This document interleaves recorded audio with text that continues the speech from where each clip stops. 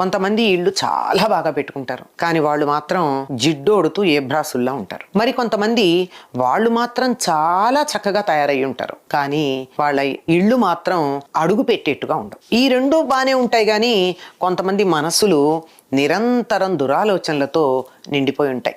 పూర్తిగా ఎక్కడా కూడా ఒక్క మంచి ఆలోచన ఉండదు, ఒకళ్ళ గురించిన సద్బుద్ధి ఉండదు. ఎంతసేపు కోపం, తాపం, ఈర్ష్య, అసూయ ఇటువంటి దురాలోచనలతో నిండిపోయి ఉంటాయి. అటువంటి చోటికి లక్ష్మీదేవి రమ్మంటే ఎట్లా వస్తుంది? శుచిగా పరిసరాలని, శరీరాన్ని, మనస్సుని పెట్టుకున్నప్పుడు లక్ష్మీదేవి వచ్చి ఉంటుంది అని మనకి చెప్తారు. అందుకే శుచిగా ఉన్న ఇంట్లో లక్ష్మీ కళ ఉట్టిపడుతోంది అంటారు. అంతేకాదు, ఇంట్లో ఎప్పుడూ కూడా గాలి, వెలుగు చక్కగా వస్తూ ఉండాలి. చీకటిగా ఉంటే అక్కడ బొద్దింకలు, గబ్బిలాలు ఉంటాయి తప్ప లక్ష్మీదేవి ఉండదు.